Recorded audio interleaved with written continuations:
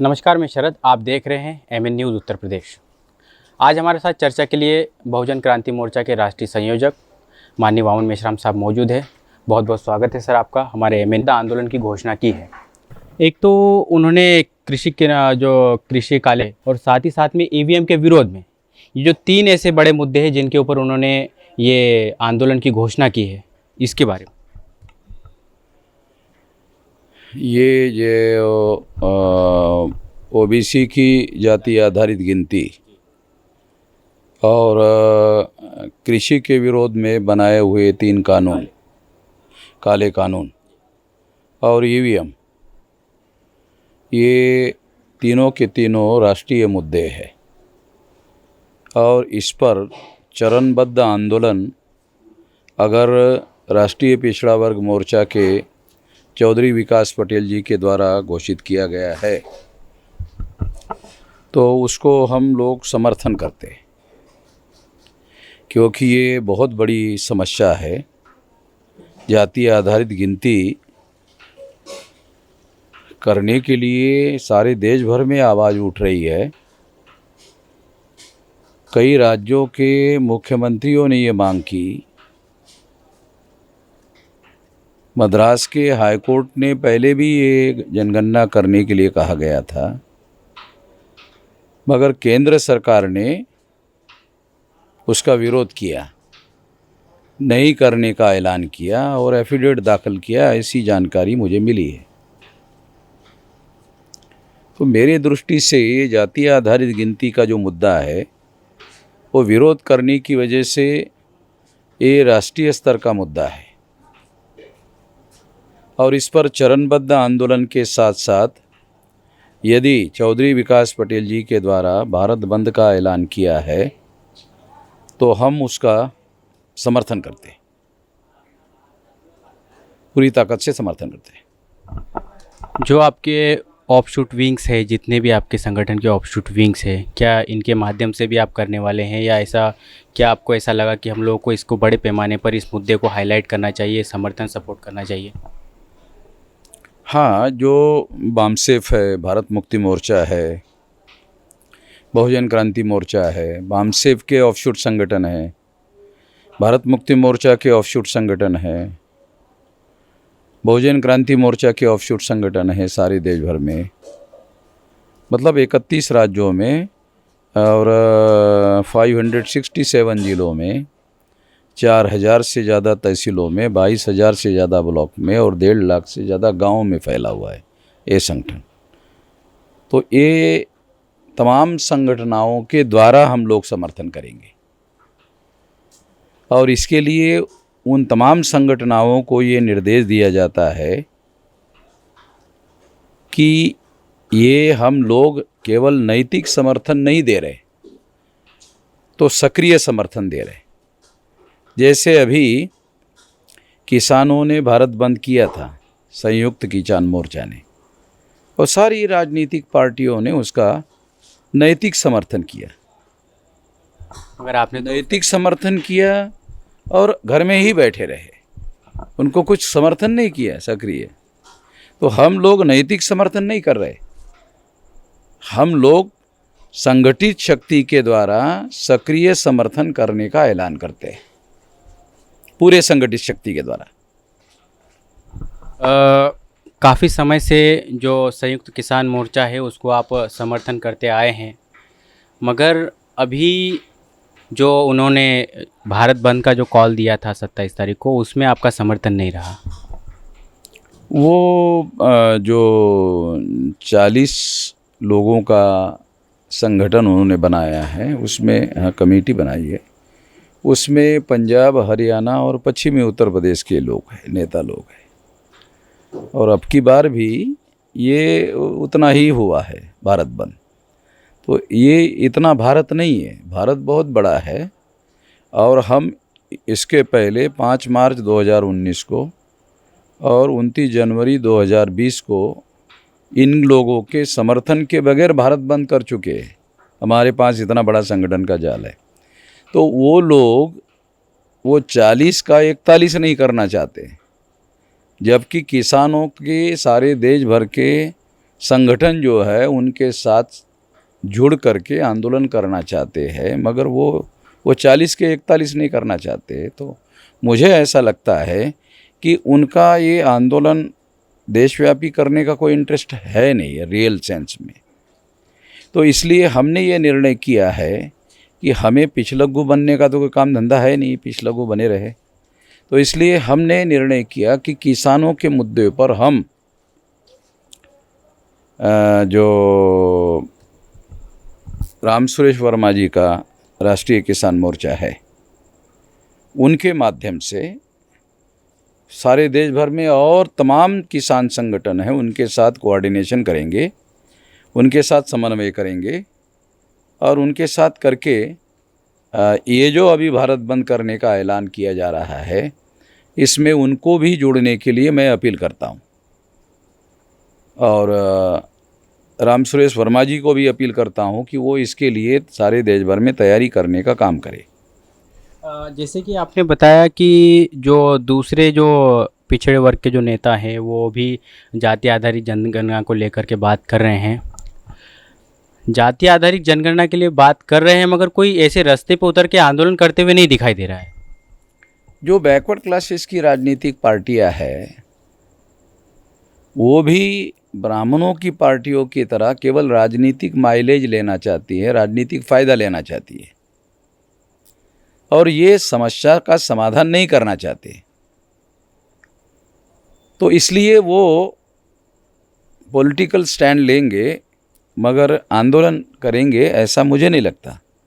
और इसी बात को ध्यान में रखते हुए चौधरी विकास पटेल ने अगर इसके लिए पहल किया है तो हम उनका समर्थन करेंगे सारे देश भर में और सक्रिय समर्थन करेंगे, पूरी ताकत से, पूरे शक्ति से समर्थन करेंगे। जो महाराष्ट्र सरकार है, महाराष्ट्र सरकार ने सरकार के जो केस में है जो हलफनामा दे करके और इसको जाति जनगणना का रोकने की बात कही है, इसको आप किस तरीके से देखते हैं? महाराष्ट्र सरकार ने वो केस खड़ा किया था सुप्रीम कोर्ट में और इसलिए सेंट्रल गवर्नमेंट को वो हलफनामा दाखिल करना पड़ा। तो महाराष्ट्र सरकार के सामने जिला परिषद में रिजर्वेशन देने का मामला है, वो उतना उनका लिमिटेशन मामला है। हमारा मामला केवल जिला पंचायत में रिजर्वेशन देने के लिए ये जनगणना करनी चाहिए ऐसा नहीं, ये बहुत बड़ा नेशनल लेवल का बहुत बड़ा इशू है, क्योंकि ये डाटा कलेक्ट किए बगैर सरकार अगर कोई विकास का प्लानिंग बनाना चाहती है तो डाटा के बगैर विकास का प्लानिंग कैसे बन सकता है? सरकार कहती है कि ये जाति आधारित गिनती करना बहुत मुश्किल काम है, तो अनुसूचित जाति और जनजातियों का डाटा कलेक्ट करने का काम सरकार कर रही है। जब सरकार कर रही है और उनको किसी प्रकार का कोई दिक्कत आ नहीं रही है तो ओबीसी का ही करने के लिए दिक्कत आ रही है, ये बात तो तर्कसंगत लगती नहीं है, तो ये मानने वाली नहीं है। मगर उनको ऐसा लगता है कि आज़ादी मिलकर 75 साल हो गए और 75 साल में अगर वो डाटा सामने आ गया, सामाजिक आर्थिक डाटा भी सामने आ जाएगा, संख्या तो आएगी, सामाजिक आर्थिक डाटा भी सामने आएगा, तो पता चलेगा कि आज़ादी का किसको फ़ायदा हुआ और किसको फ़ायदा नहीं हुआ। अभी तक अनुसूचित जाति जनजाति के लोगों को जितना फ़ायदा हुआ उससे भी बहुत ज़्यादा पीछे है बैकवर्ड क्लासेस के लोग, फ़ायदा नहीं हुआ। ये बैकवर्ड क्लासेस जो मंडल कमीशन में 5 प्रकार के लोग हैं।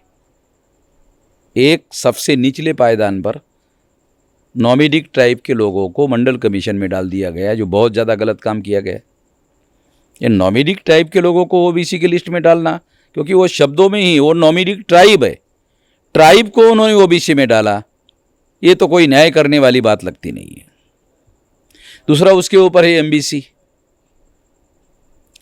जो रोहिणी कमीशन के कुछ डाटा सामने आया उसके अनुसार पता चला कि प्रथम श्रेणी का 75 साल में एक सिंगल आदमी भी उनका नहीं है। तो अन्याय की तो परिसीमा हो गई, वो तो शेड्यूल कास्ट शेड्यूल टाइप से भी गए गुजरे हो गए वो। और इन लोगों का सबसे ज्यादा इस्तेमाल बीजेपी के लोग कर रहे हैं। एक आदमी भी उनको दे नहीं रहे, सारी सत्ता ले रहे हैं इनके समर्थन से। तीसरा है ओबीसी, जो लगभग सारे देश भर में किसान जातियां है। तो इन लोगों को मंडल कमीशन क्रीमी लेयर के साथ लागू किया गया।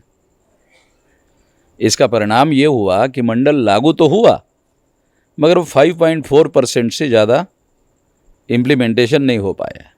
ये भी धोखाधड़ी की बात है। चौथा मुद्दा ये है कि SC ST OBC से जो कन्वर्टेड मुस्लिम है, सिख है, ईसाई है, बुद्धिस्ट है, जैन है, लिंगायत है, ये चौथा ग्रुप है OBC के अंदर। इन लोगों को भी कुछ भी मिला नहीं। जो मिलना चाहिए इन लोगों को, इनको भी कुछ नहीं मिला। वो धार्मिक भेदभाव के शिकार है। उसमें 4 लोग हो गए। ये जो जितना OBC का ग्रुप है, ये ब्राह्मणों की जो सोशल सिस्टम है, जिसको 75 साल के आज़ादी में ब्राह्मणों ने हाथ तक टच नहीं किया, यानी उसको ख़त्म करने की बात तो बहुत दूर की बात है, उसको टच ही नहीं किया। तो ऐसे बहुत सारी किसान जातियां हैं जो मंडल कमीशन में शामिल नहीं है, मगर अब इनको फ़ायदा हो रहा है OBC के लोगों को रिजर्वेशन लागू होने से। तो वो जो बाहर रही हुई जातियां है, उनको लगता है अरे इन लोगों को फ़ायदा हो रहा है, हमको फ़ायदा नहीं हो रहा है, हम मंडल के बाहर रहने की वजह से। तो गुजरात के लेवा कड़वा पटेल लोगों ने आंदोलन किया, महाराष्ट्र के मराठा लोगों ने आंदोलन किया, साउथ की लोगों ने आंदोलन किया, नॉर्थ में जाट लोगों ने आंदोलन किया। तो ये वर्णा सिस्टम में ब्राह्मण धर्म के लोग, धर्मशास्त्र के अनुसार ये शूद्र ही है। शेड्यूल कास्ट के लोग अछूत है, शेड्यूल कास्ट के लोग शूद्र नहीं है। तो वो वर्णा सिस्टम में शूद्र है, तो मनुस्मृति के अनुसार तो उनको ही अधिकार वंचित किया हुआ है। तो वो लोग भी रिजर्वेशन की मांग कर रहे हैं। तो ऐसे 5 ग्रुप है मंडल कमीशन में,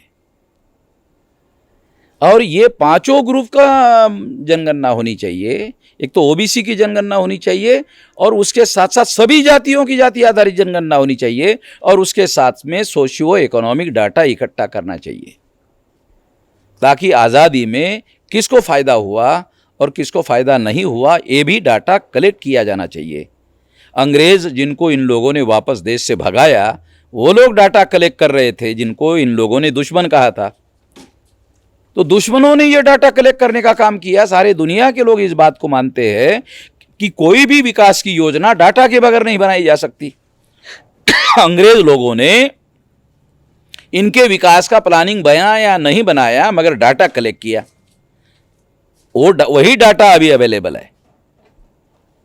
और आजाद भारत में जब ब्राह्मणों की सरकार आई तो उन्होंने इनका डाटा कलेक्ट करने का ही इनकार कर दिया। जानवरों का डाटा कलेक्ट कर रहे, कुत्ते बिल्लियों का डाटा कलेक्ट कर रहे, मगर इन लोगों को कुत्ते बिल्लियों से भी और जानवरों से भी बदतर मान रहे हैं, डाटा कलेक्ट नहीं कर रहे। मगर जिन लोगों की वो गिनती नहीं करते हैं, जिनको वो जानवर की तरह ट्रीट करते हैं आजाद भारत में, उनको हिंदू जरूर कहते हैं। ये भी साली बड़ी अजीब किस्म की, नहीं ये हिंदू है, तुम भी हिंदू हो, ये भी हिंदू है। अगर तुम भी हिंदू हो, ये भी हिंदू है, तो इनके विकास के लिए योजना बनाने के लिए डाटा तो कलेक्ट करना पड़ेगा। डाटा कलेक्ट करेंगे तो ही विकास की योजना बनेगी। अब जिनका प्रथम श्रेणी का एक भी अधिकारी नहीं है, इसका एक क्लियर मतलब है कि उनके अंदर हायर एजुकेशन 0% है। हायर एजुकेशन होगा तो ही तो IAS IPS IRS अधिकारी होगा। जब उनका 0% प्रथम श्रेणी का अधिकारी है, इसका मतलब है कि उनका हायर एजुकेशन 0 है। जब 75 साल की आज़ादी में MBC के लोगों का परसेंटेज अगर 0 है, तो हायर एजुकेशन भी 0 है, तो तुम्हारी आज़ादी के 75 साल को चाटने का क्या अचार डालने का तुम्हारे आज़ादी का जो अमृत महोत्सव मना रहे हो? क्या करने का? मैं तो ये कहता हूँ, ये बैकवर्ड क्लासेस के लोगों को खड़े होकर सारे देश भर में ये जो आज़ादी का अमृत महोत्सव है वो खड़े खड़े मुतना चाहिए ये अमृत महोत्सव पर। ये तुम्हारे ये आज़ादी का अमृत महोत्सव जो है इसका क्या करने का? हमें तो कोई फायदा हुआ नहीं। हिंदुओं की बात कह रहे हैं आप, वो भी हिंदू है, ये भी हिंदू है। नरेंद्र मोदी भी अपने आप को ओबीसी बताते हैं और ओबीसी की ही जाति जनगणना नहीं कर रहे हैं। अगर ये फैसला नरेंद्र मोदी ने लेने लिया होता फिर तो वो जनगणना करता, मगर ये फैसला आरएसएस के लोगों ने किया। फैसला आरएसएस के लोगों ने किया, विश्व हिंदू परिषद के लोगों ने किया कि अगर ये जाति आधारित गिनती की जाती है तो ये लोग जागृत हो जाएंगे और हिंदू धर्म खतरे में पड़ जाएगा। जिसे वो हिंदू धर्म कह रहे हैं वो ब्राह्मण धर्म है। तो ब्राह्मण धर्म को बचाने के लिए ये सौदा हुआ नरेंद्र मोदी के और ब्राह्मणों के बीच में कि तुम ब्राह्मण धर्म को बचाने का काम करो तो तुमको प्रधानमंत्री हम रखेंगे। तो ब्राह्मण धर्म को बचाने के लिए प्रधानमंत्री बना हुआ है। हिंदू धर्म के कोई धर्म ग्रंथ है? किसी भी ब्राह्मण को पूछो हिंदू धर्म के धर्म ग्रंथ कौन से है, तो बोलेगा वेद, श्रुति, स्मृति, पुराण, रामायण, महाभारत, गीता। तो उनको कहो अरे ये तो ब्राह्मण धर्म के धर्म ग्रंथ है, हमने आपको हिंदू धर्म के धर्म ग्रंथ कौन से है पूछा। पंडित जी आपको हमने हिंदू धर्म के धर्म ग्रंथ के बारे में पूछा। कहा ब्राह्मण धर्म हिंदू धर्म एक ही है। अब आप लोगों को समझ में नहीं आता, बैकवर्डों को समझ में नहीं आता, हम क्या करें? इसमें हमारी क्या गलती है? ये ब्राह्मण धर्म हिंदू धर्म एक ही है। और यदि ब्राह्मण धर्म हिंदू धर्म एक ही है तो फिर ब्राह्मण धर्म के नाम पर प्रचार क्यों नहीं कर रहे हो? हिंदू धर्म के नाम पर प्रचार क्यों कर रहे हो? नहीं, उसमें खतरा है। क्या खतरा है? पंडित जी जवाब देते हैं क्या खतरा है। ब्राह्मण धर्म के नाम पर प्रचार करेंगे तो ये सारे लोग बोलेंगे ये तुम्हारा धर्म है, तुम देखते रहो, हमें उससे कोई लेन देना है नहीं। ये सारे के सारे छिटक जाएंगे, फिर हम 3.5% अलग पड़ जाएंगे। और 3.5% से तो ग्राम पंचायत का सरपंच नहीं बनाया जा सकता। सारा का सारा मामला खराब हो जाएगा। हम तो इन लोगों को इस्तेमाल करने के लिए हिंदू बना रहे हैं, इनको इस्तेमाल करने के लिए ना हिंदू बना रहे हैं। मेश्राम जी, जिस तरीके से आप कंटिन्यू ब्राह्मणवाद के विरोध में बोलते हैं, बीजेपी के विरोध में बोलते हैं, तो जो दूसरे लोग हैं वो ये कहते हैं कि हम बोलते नहीं क्योंकि हमको डर लगता है। आपको डर नहीं लगता इस बात? जो करेज है वो कन्विक्शन से आता है। जो करेज है ना, करेज है ना, हौसला, हिम्मत, वो करेज जो है वो कन्विक्शन अंग्रेजी का शब्द है, करेज भी अंग्रेजी का शब्द है। तो करेज जो है वो कन्विक्शन से आता है। कन्विक्शन क्या है? कन्विक्शन है अपने सिद्धांतों पर ठोस विश्वास। तो हमारा अपने सिद्धांतों पर ठोस यकीन है, ठोस विश्वास है, ढीला मिला नहीं है, ठोस विश्वास है। इसलिए हमारे अंदर करेज है और इसलिए हमें डर नहीं लगता, क्योंकि हमारे सिद्धांतों पर ठोस विश्वास है। और उस ठोस सिद्धांतों के लिए यदि हमें शहीद होना पड़े तो उसके लिए तैयार है हम लोग। उसके लिए गुजरात में मैं जेल में जाके आ गया, वो ज्यादा देर तक मुझे जेल में नहीं रखा उन्होंने। आपको लंबे समय से आंदोलन का अनुभव है और आपने 30 पॉइंट रोस्टर पे और सीए एनआरसी पे सरकार को झुकाया है, और अभी आपने पूरे ताकत के साथ में राष्ट्रीय पिछड़ा वर्ग मोर्चा के माध्यम से जो ईवीएम के विरोध में, जाति आधारित जनगणना के लिए और जो किसान के जो काले कानून है उसके विरोध में आपने सपोर्ट किया है। आप क्या भविष्य देखते हैं इसका? इसमें जो ईवीएम है, सुप्रीम कोर्ट ने 8 अक्टूबर 2013 को इस बात को तस्लीम किया, इस बात को स्वीकार किया कि केवल ईवीएम मशीन के द्वारा फ्री, फेयर एंड ट्रांसपेरेंट चुनाव नहीं हो सकता। सुप्रीम कोर्ट ने सारी छानबीन करने के बाद ये कहा और निर्णय दिया। सुप्रीम कोर्ट हमारे देश के संविधान के अनुसार सबसे बड़ी अदालत है और सबसे बड़ी अदालत ने दिया हुआ फैसला संवैधानिक है। और सबसे बड़ी अदालत कह रही है कि अकेले ईवीएम मशीन के द्वारा फ्री, फेयर एंड ट्रांसपेरेंट चुनाव नहीं हो सकता। सुप्रीम कोर्ट ने कह दिया, निर्णय कर दिया। अब दूसरों को नहीं ऐसा होता नहीं है ये कहने का मतलब खत्म हो गया है। जब सुप्रीम कोर्ट ने मान लिया, तुम्हारे मानने या ना मानने कोई ज़रूरत थोड़ी है।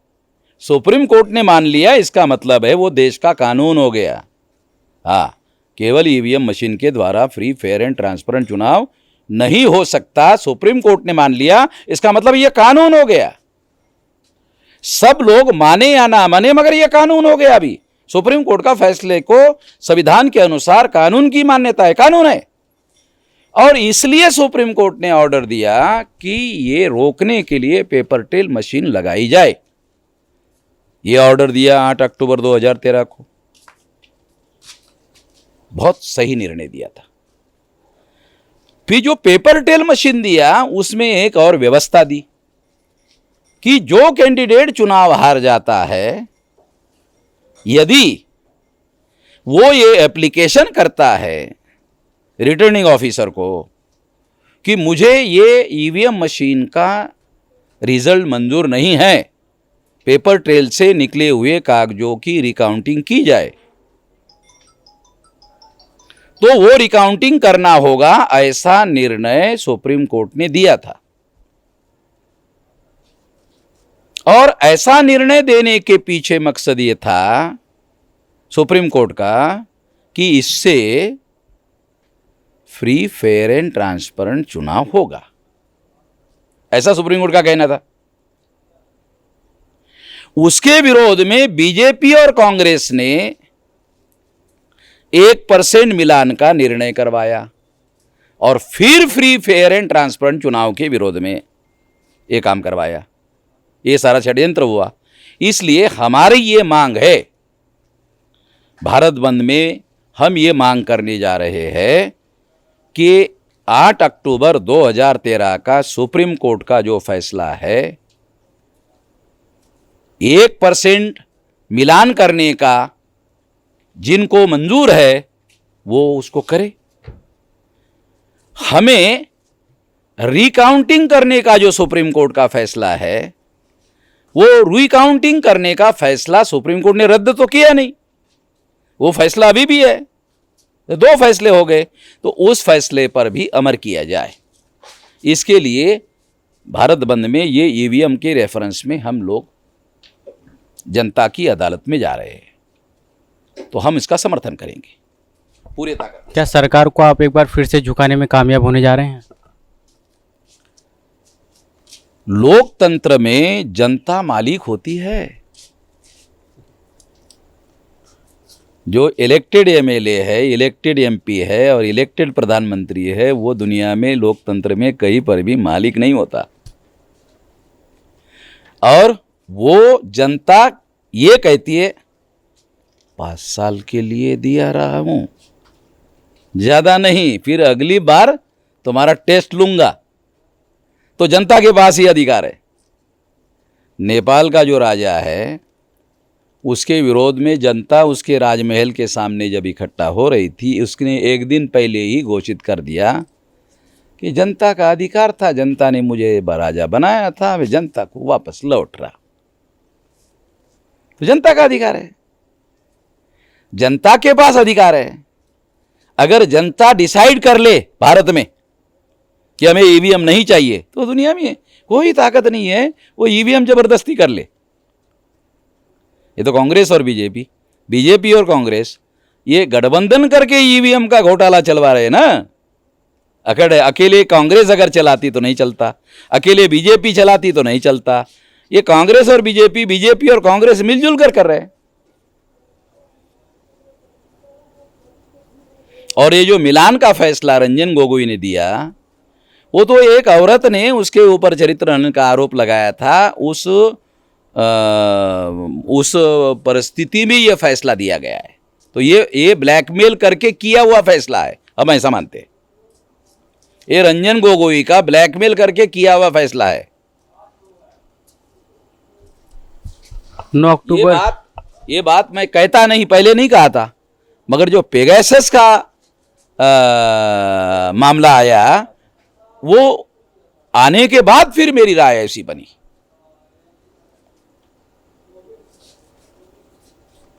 कि वो पेगासस में डाटा एक कलेक्ट किया गया रंजन गोगोई के विरोध में, और फिर वो इस्तेमाल किया गया, और उसके द्वारा 3 बड़े फैसले किए गए। एक तो वो फाइटर प्लेन वाले, कौन सा उसका नाम मुझे याद नहीं आ रहा है, जो 36,000 करोड़ रुपए का या जो खरीद करवाए, राफेल का फैसला जो है वो करवाया गया कि नहीं ये निर्दोष है। दूसरा फैसला वो राम मंदिर का, और तीसरा फैसला ईवीएम का, मिलान का। ये 3 बड़े फैसले वो ब्लैकमेल से करवाए गए, ऐसा मेरा मानना। एक फैसला नहीं, 3 बड़े फैसले। 9 अक्टूबर को बहुजन क्रांति मोर्चा और भारत मुक्ति मोर्चा के माध्यम से आप रैली करने जा रहे हैं बहुजन मुक्ति पार्टी के समर्थन में, क्या कहेंगे इसके बारे में? उत्तर प्रदेश में ये रैली करने के लिए पूरी जोर हम लोग लगा रहे हैं, पूरी शक्ति हमने इसमें लगाई है। बड़ी रैली हम करेंगे, और उस रैली के बाद हम कोशिश करेंगे कि उत्तर प्रदेश में परिस्थिति को बदला जाए। परिस्थिति को बदलने की दिशा में हम लोग अपनी रणनीति में काम करेंगे। हम किसी भी राजनीतिक दल को समर्थन देने के लिए समर्थन नहीं देने वाले। हमारा इंडिपेंडेंट आंदोलन है, और हम शर्तों के साथ ही काम करेंगे, और शर्तें जनहित में होगी, जनता के हित की होगी, उसके लिए काम करेंगे। और उसके लिए मान लो जो लोग हमारी शर्तें मानते हैं और मानकर सरकार आती है और वो अमल नहीं करती, उस सरकार के विरोध में भी आंदोलन करेंगे। भारत बंद उसके खिलाफ भी करेंगे, उत्तर प्रदेश बंद उसके खिलाफ भी करेंगे, अगर जनता के हक में वो अमल करने का काम नहीं करते, क्योंकि हम जनता के साइड में खड़े रहेंगे।